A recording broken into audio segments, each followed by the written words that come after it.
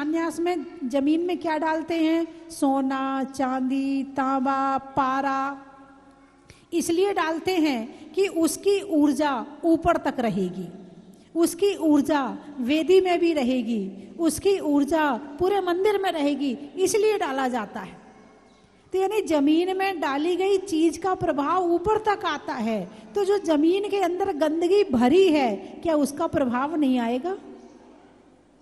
इतनी बीमारियां बढ़ रही हैं, क्यों बढ़ रही हैं? इतने विचार खराब हो रहे हैं, क्यों हो रहे हैं? उसका कारण सबसे पहले ये है कि घर को गंदा कर दिया। और लोग समझ नहीं पाते हैं कि हो क्यों रहा है। भगवान महावीर से पूछो, एक एक प्रश्न का उत्तर मिलेगा आपका। और यहां तक बताया कि मल मूत्र श्लेषम, श्लेषम यानी कफ, थूक। यदि कहीं थूकना है तो ऐसा नहीं कि चलते चलते कहीं भी थूक मार दी ना। कहाँ थूकना है? निर्जंतु, जंतु रहित स्थान में, लोगों को बाधा ना हो, वहां गंदगी ना हो, ऐसी जगह पर थूकने के लिए भी कहा है।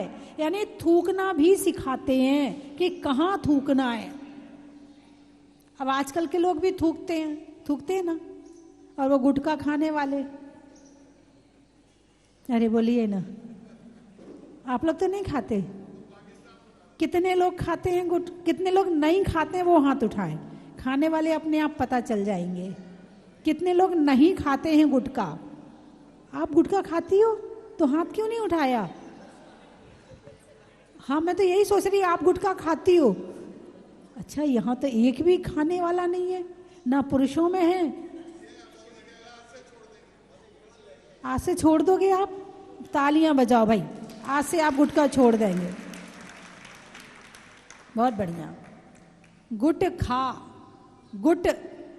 खा, गुटक गया, जिसने खा लिया। और गुटखा भी खाते हैं तो खाते भी नहीं है और खाते भी हैं।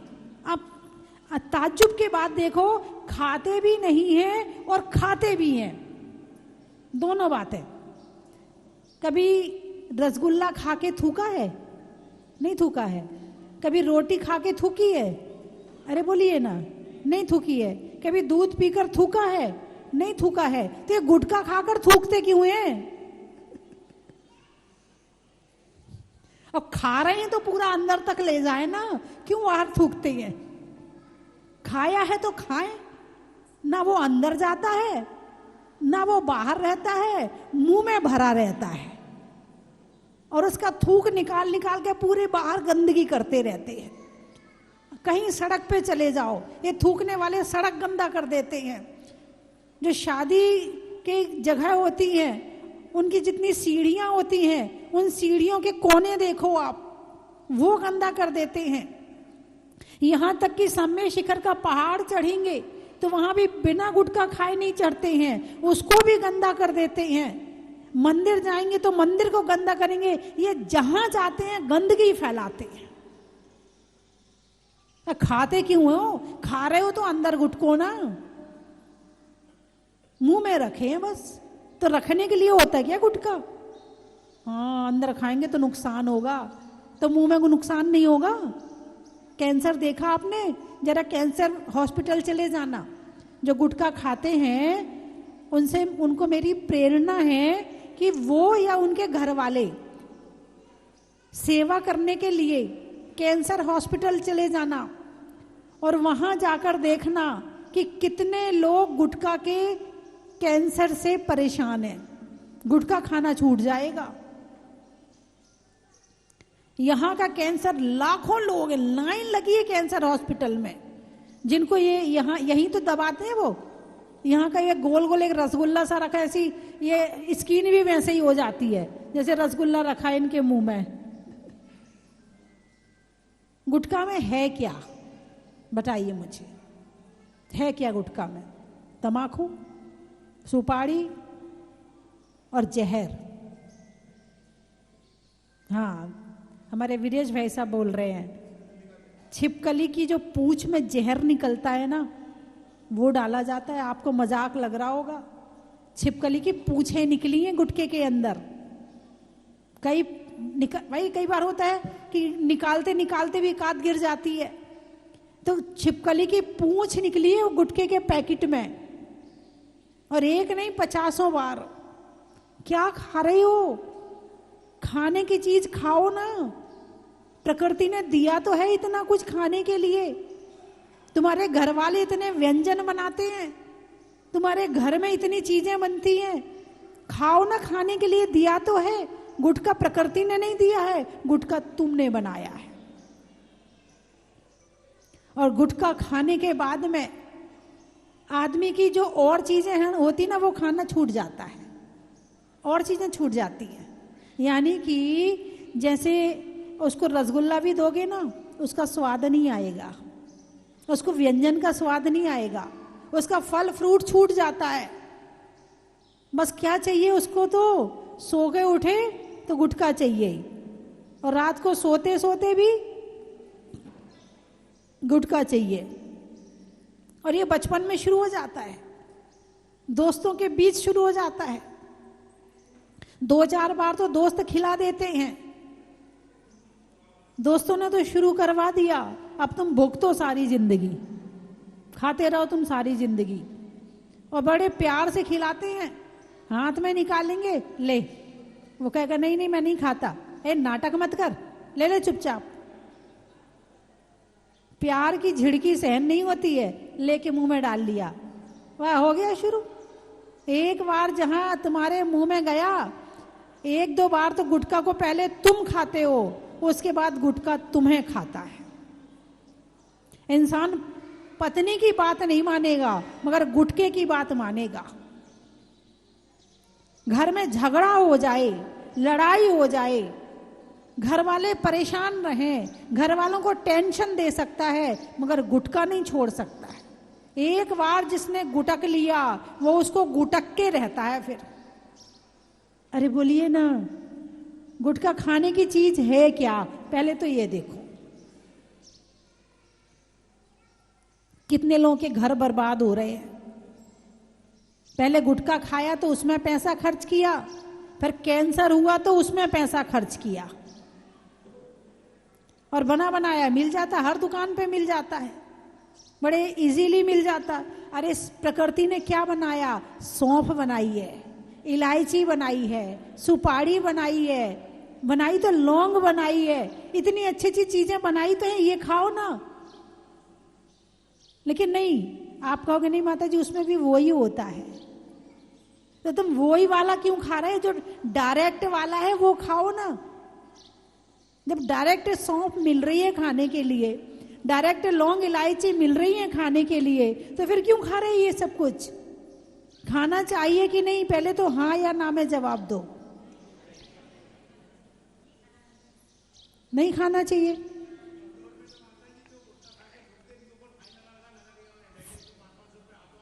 बिल्कुल, थूकने वालों पे तो पैसा लगना चाहिए। अपने अंदर डालो, बाहर गंदगी मत करो, अपने अंदर डालो, अपने पेट में ही करो ना गंदगी।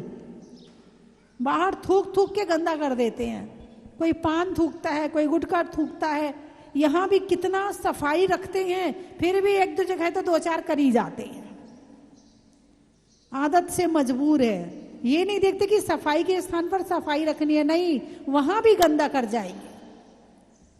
ये व्यसन है, व्यसन। खोटी आदत को व्यसन कहते हैं। इस गुटखा खाने वालों को रोटी ना मिले तो चल जाएगा, मगर गुटखा ना मिले तो नहीं चलेगा। जबकि गुटखा बिल्कुल नहीं खाना चाहिए। बंधुओं, कई लोग आते हैं शिकायत करते एक दूसरे की, माता जी ये गुटखा खाता है, इसका छुड़वा दो। मैंने पूछा आप एक दिन में कितना गुटखा खा लेते हैं? कोई कहता है 100 रुपए का, कोई कहता है 200 रुपए का, कोई कहता है 50 रुपए का। अब आप कल्पना करो, एक व्यक्ति यदि 100 रुपए दिन का गुटखा खाता है तो महीने का कितना हुआ? 3000। 1 साल का कितना हुआ? 36,000। और 3 साल का कितना हुआ? अरे 1,08,000 यहां दान दे दो ना।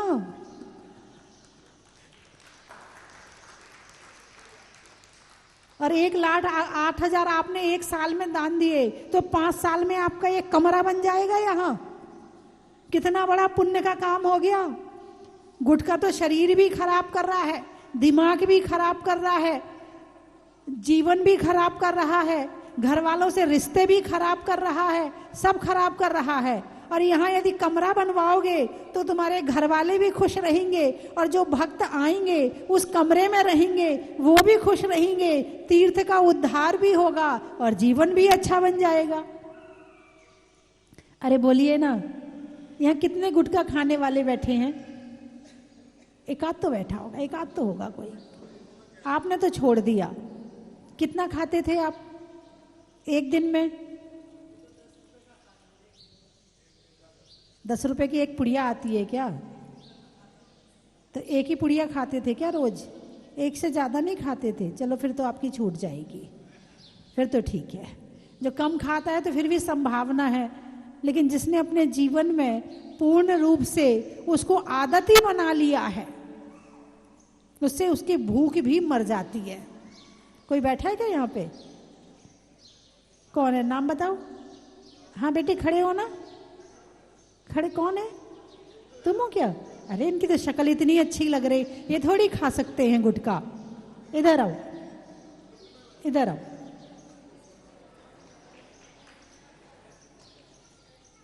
हाँ, कब से खा रहे हो? 10 साल हो, ज्यादा नहीं है, हो सकता है, तो संभावना है। तो छूटने की भावना है, छोड़ने की भावना है? नहीं, कम नहीं, खाना ही नहीं चाहिए। कम क्या, जहर जहर कम खाना अच्छा लगता कि ज्यादा खाना अच्छा लगता? जहर तो जहर है, चाहे कम खाओ चाहे ज्यादा खाओ। आज प्रभु का आपने अभिषेक किया है, उनका गंधोदक लगाया है, यदि ये काम हो जाए। गोलू कहाँ है? दोनों आ जाओ भाई, दोनों आ जाओ। गोलू, तुम तो, तुम्हारा नाम ही गोलू रख दिया इन्होंने। आ जाइए। हाँ, तुम दोनों भाई आज आपस में बात कर लो और छोड़ दो, ठीक है? पक्का तालियां बजाओ, आज दोनों छोड़ेंगे।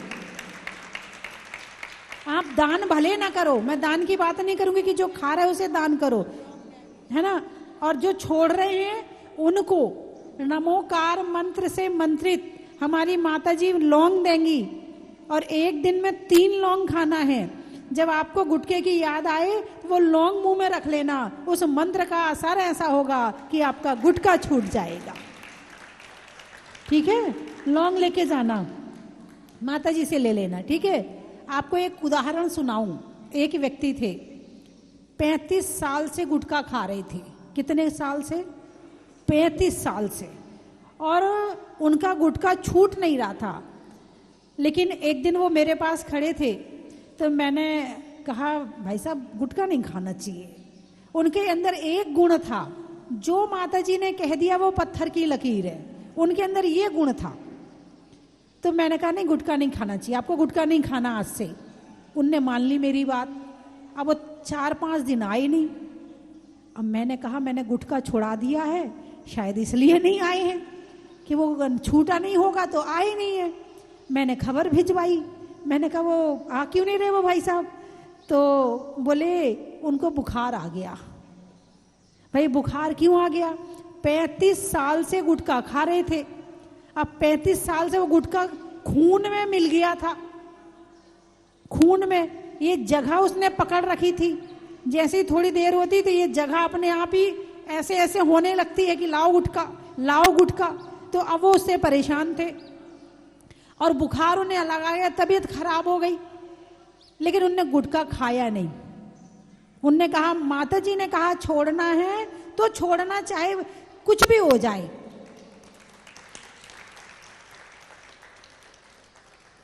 फिर वो 5-7 दिन में जब ठीक हुए तब आए, बोले माता जी मुझे बुखार आ गया था। इतना गुटखा खाते थे कि गुटखा छोड़ने के बाद बुखार आ गया, लेकिन उन्होंने कंट्रोल किया। क्या किया? उन्होंने कंट्रोल किया। कैसे कंट्रोल हुआ? माता जी की बात माननी है, गुटखा की बात नहीं माननी है। अब आप देख लो कि गुटखा की बात मानना ज्यादा जरूरी है कि माता जी की बात मानना ज्यादा जरूरी है। हाँ, क्या नाम है? गोलू, मेरी बात मानना ज्यादा जरूरी कि गुटखे की बात मानना ज्यादा जरूरी? पक्का? ठीक है, तालियां बजाओ इसके लिए। तो गुटखा खाने की चीज नहीं है। पहली बात कि खाओ फिर थूको। और एक भाई साहब थे, इतना गुटखा खाते थे, इतना गुटखा खाते थे कि सामने वाले यदि सफेद कपड़ा पहन के खड़ा हो तो वो प्रिंटेड हो जाता था। इतना गुटखा खाते थे, लेकिन उन्होंने भी मेरी बात मानी और गुटखा छोड़ा। ऐसे ऐसे गुटखा खाने वाले जब गुटखा छोड़ सकते हैं तो ये थोड़ा मोड़ा खाने वाले क्यों नहीं छोड़ सकते? बस थोड़ा सा कॉन्फिडेंस, थोड़ी विल पावर चाहिए। और उस विल पावर को बढ़ाने के लिए मंत्रित लौंग है हमारे पास में। जो भी छोड़ना चाहता हो, अपने घर वालों को छुड़ाना चाहता हो, हमसे यहाँ से लौंग लेके चले जाना और उनका गुटखा छुड़वा देना। जो टीवी में देख रहे हैं वो भी गुटखा छोड़ सकते हैं। बंधुओं, चर्चा चल रही है थूकना, कैसे थूकना, कहाँ थूकना, इस बात का ज्ञान होना भी जरूरी है। लेकिन कौन सी चीज थूकना? जो हमारे कफ है। अब कफ अंदर डालने की चीज नहीं है, इसलिए निकालना जरूरी है, इसलिए थूकना। लेकिन ये नहीं कि गुटखा खा के फिर उसे थूकते रहो। जब थूक नहीं था तो खाया क्यों? जब थूक नहीं था तो खाया क्यों? और खाया है तो थूका क्यों? और थूकने लायक चीज है तो खाई क्यों? जब चीज ही थूकने लायक है, क्या गुटखा खा के कोई अंदर नहीं गुटकता है? क्या करता है? थूकता है। इसका मतलब गुटखा कौन सी चीज है? थूकने वाली चीज है। जब थूक नहीं है तो खाना क्यों? विचार तो करो। खाने की चीजें खाने के पहले, किसी भी चीज के लिए पहले सोचो तो सही कि आखिर खा क्यों रहे हैं, खाना क्यों चाहिए, खाना चाहिए कि नहीं खाना चाहिए। इस बात का ज्ञान होना जरूरी है। और जो गुटखा छोड़ना चाहता हो, ऐसा कोई काम नहीं है कि जो ये काले सिर वाला ना कर सके। ऐसा कोई काम नहीं है दुनिया में, कोई काम नहीं है। जब जैन संत 24 घंटे में एक टाइम आहार पानी लेकर रह सकते हैं तो ये गुटखा कौन सी बड़ी चीज है? जब ये भोजन छूट सकता है तो ये गुटखा कौन सी बड़ी चीज है? जब लोग 10-10 दिन का उपवास कर सकते हैं तो ये गुटखा कौन सी बड़ी चीज है? जब लोग 32 दिन का उपवास कर सकते हैं तो ये गुटखा कौन सी बड़ी चीज है? जब एक टाइम आहार करने वाला और 500 उपवास करता है तो ये गुटखा कौन सी बड़ी चीज है? आचार्य प्रसन्न सागर जी ने किए ना, बड़े वाले सिंह निष्क्रिय व्रत किए ना उन्होंने। जब एक मनुष्य इतने उपवास कर सकता है तो ये गुटखा कौन सी बड़ी चीज है? क्यों नहीं छूट सकती? ये चाय क्यों नहीं छूट सकती? ये गुटखा क्यों नहीं छूट सकता? ये शराब क्यों नहीं छूट सकती? कोई बड़ी चीज नहीं, कोई बड़ी चीज नहीं है। बस संगत में रहो। जो शराब पीता है उसकी संगत छोड़ दो, जो शराब नहीं पीता है उसकी संगत पकड़ लो, शराब छूट जाएगी। जो गुटखा खाता है उनकी संगत में मत रहो, जो नहीं खाता है उनकी संगत में रहो। अब आप सुबह से मंदिर में आ गए, कितने बजे आ गए थे? 7 बजे आ गए थे, 6 बजे आ गए थे, 7:30 बजे आ गए होंगे। कितने बज गए अभी? 9:45 बज गए। कितनी देर हो गई? 3 घंटे तो हो ही गए ना, 2 घंटे 3 घंटे तो हो गए ना। 3 घंटे से आपको खाने की याद आई, पीने की याद आई, नाश्ते की याद आई, गुटखा की याद आई। हाँ, तुमसे पूछूं, गुटखा की याद आई? नहीं आई ना। यहाँ किसी चीज की याद आई कि नहीं आई? क्यों?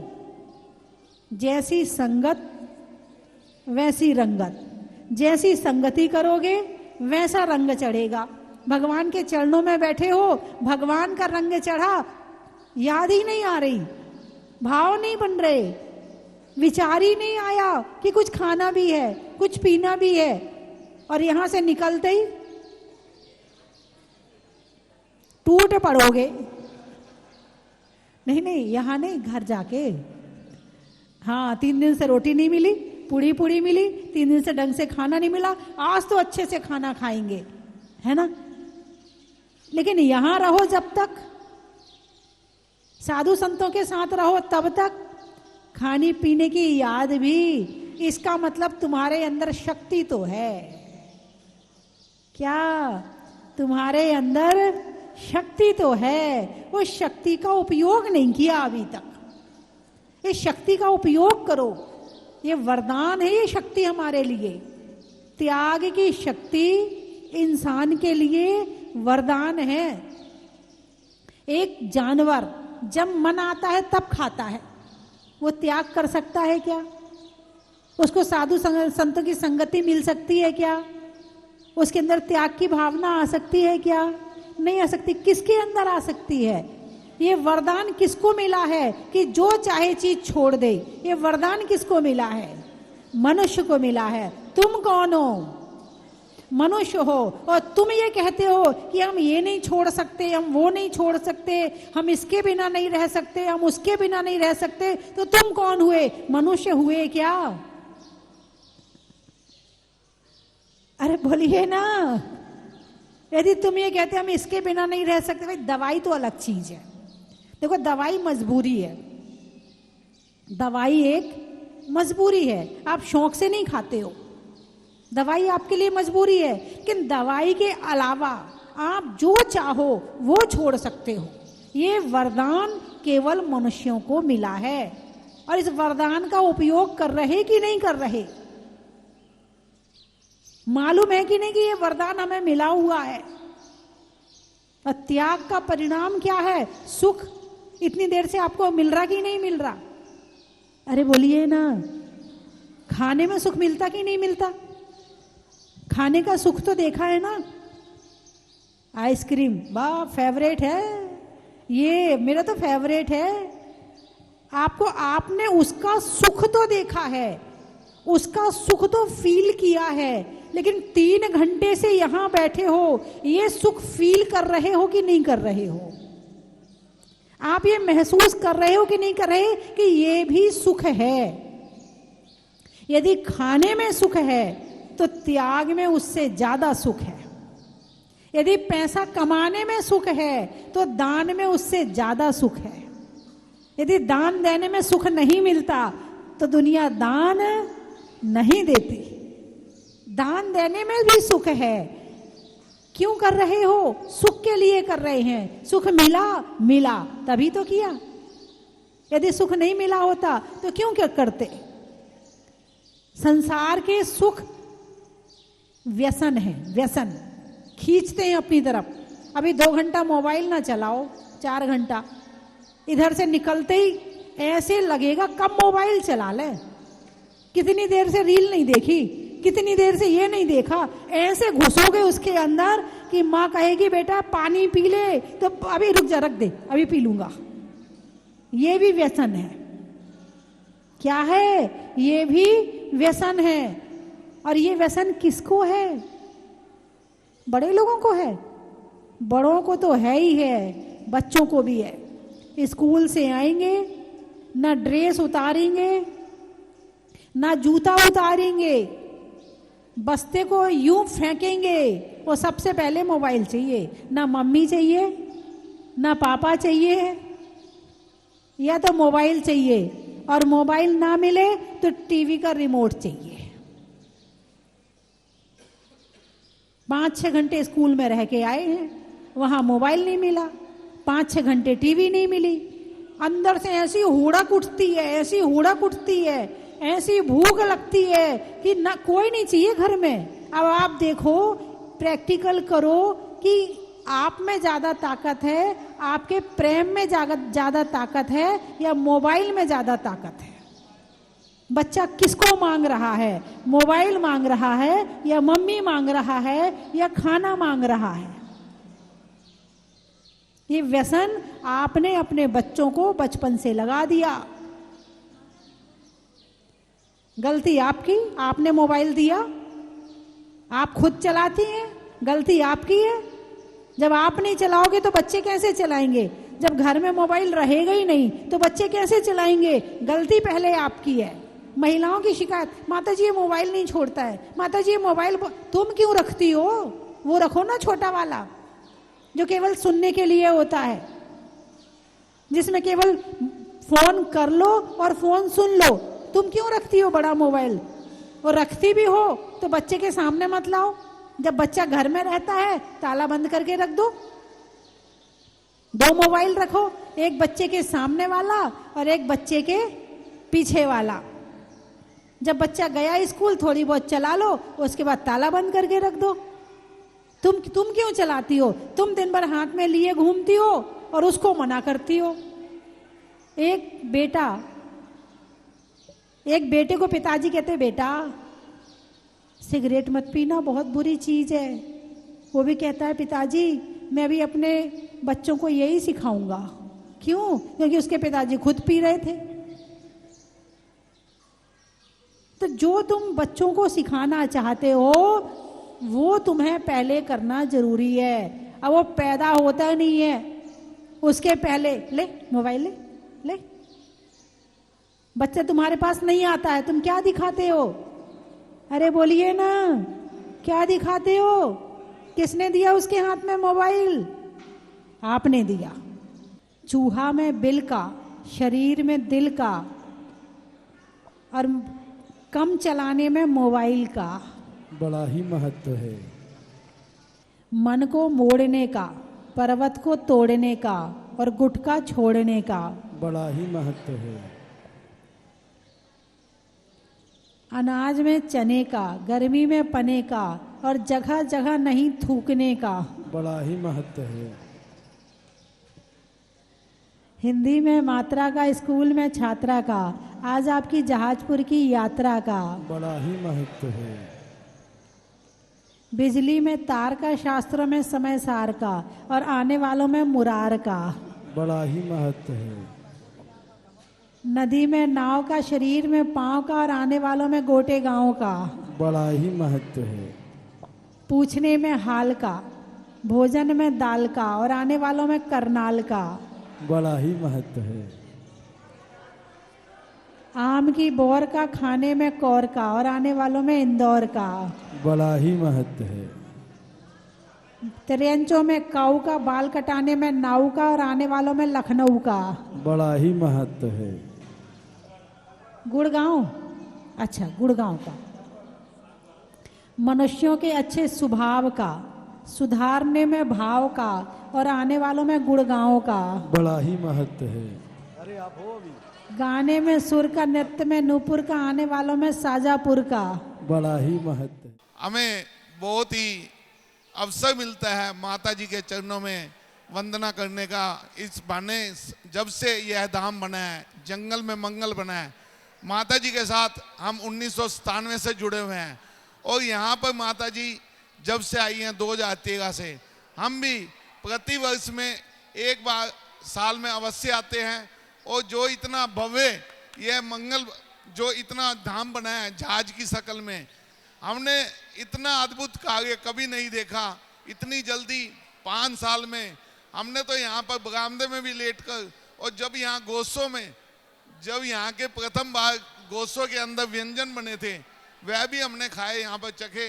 और माता जी का मंगल सनिधे इसी प्रकार से इनकी आयु बढ़ती रहे और यह इसी प्रकार से इस क्षेत्र का हो ज़्यादा उत्थान करें। इन्हीं मंगल भावना के साथ मैं करनाल आने का भी इनको निमंत्रण देता हूँ, क्योंकि करनाल आए भी माता जी को 20 साल हो चुके हैं और 20 साल में एक पीढ़ी चेंज हो जाती है।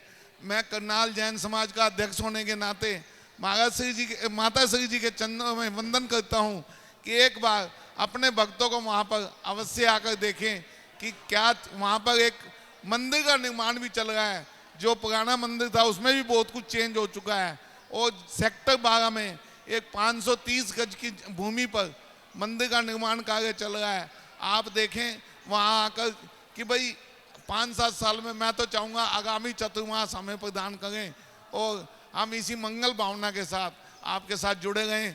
जो भक्त यहाँ नहीं आ पाते उनको आप वहाँ पर दर्शन दें तो उनकी भी बहुत बड़ी कृपा हो जाएगी आपकी कि आप उन पर कृपा करें। इन्हीं भावना के साथ सादर जय जी ने। हम जहाजपुर माता जी चौथी बार आ रहे हैं और जब भी यहाँ आते हैं स्वतः ही पापा को मुनि सूरतनाथ भगवान का ऐसा भाव जागृत होता है कि कोई ना कोई बोली अवश्य लेके ही जाते हैं।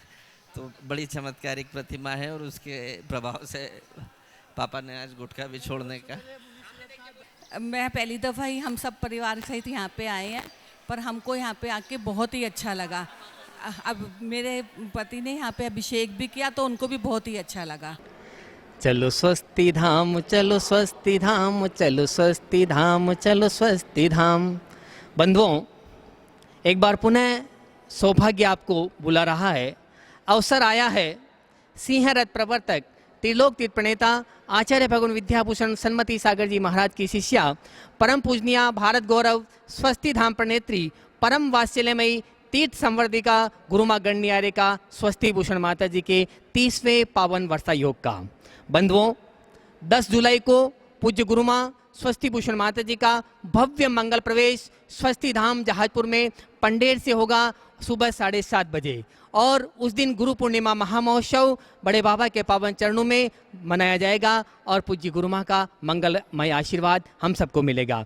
11 जुलाई को वीर शासन जयंती है और 12 जुलाई शनिवार को वो शुभ दिन आया है जिस दिन सब भक्तों की आंखें लगी रहती है कि माता जी का चातुर्मास कहाँ होगा। बंधुओं, इस वर्ष 2025 का मंगलमय चातुर्मास स्वस्ति धाम जहाजपुर के पावन धरा पर होने जा रहा है और उस चातुर्मास मंगल कलश स्थापना का कार्यक्रम दोपहर में 12:30 बजे 12 जुलाई को रखा गया है। इसमें आप सभी परिवार सादर आमंत्रित है। जय जिनेन्द्र। 40 दिन तक 40 बार पढ़ते जो भविमान, बुद्धि शुद्धि धन हो तुल होवे सम्यक ज्ञान।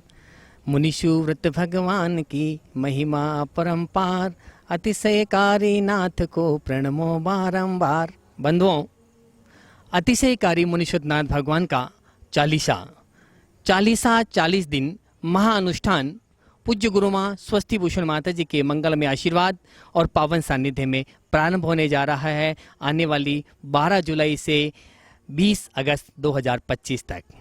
रोग शोग आदि व्याधि नष्ट करने हेतु अपने घर में सुख शांति समृद्धि शनिग्रह बाधा को दूर करने के लिए एक दिन का चालीसा अपने परिवार की ओर से आप करवा सकते हैं, जिसकी न्योछावर राशि मात्र 2100 रुपये है।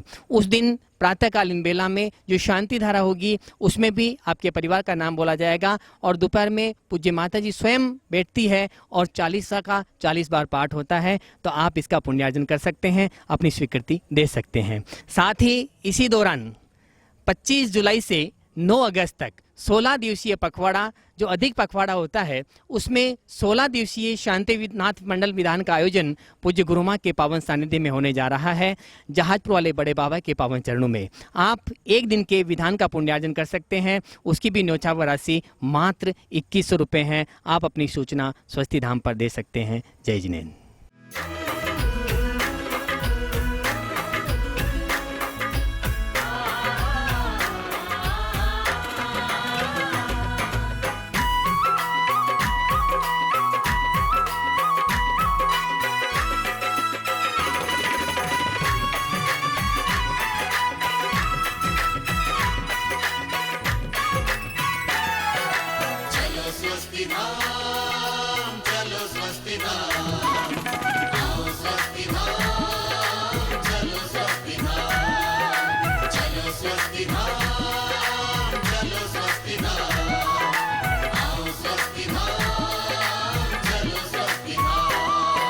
स्वस्ति धाम मुझे जाना है, मन में है ये धारणा।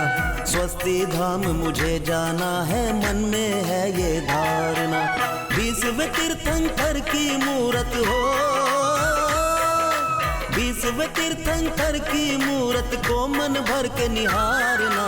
चलो स्वस्ति धाम, चलो स्वस्ति धाम, आओ स्वस्ति धाम, चलो स्वस्ति धाम। चलो स्वस्ति धाम, चलो स्वस्ति धाम, आओ स्वस्ति धाम, चलो स्वस्ति धाम।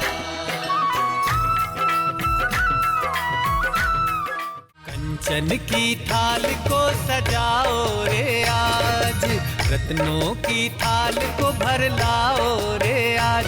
आओ आओ करे रे गुणगान आरती भगवन की, आओ आओ करे गुणगान आरती भगवन की। आओ आओ करे रे गुणगान आरती भगवन की।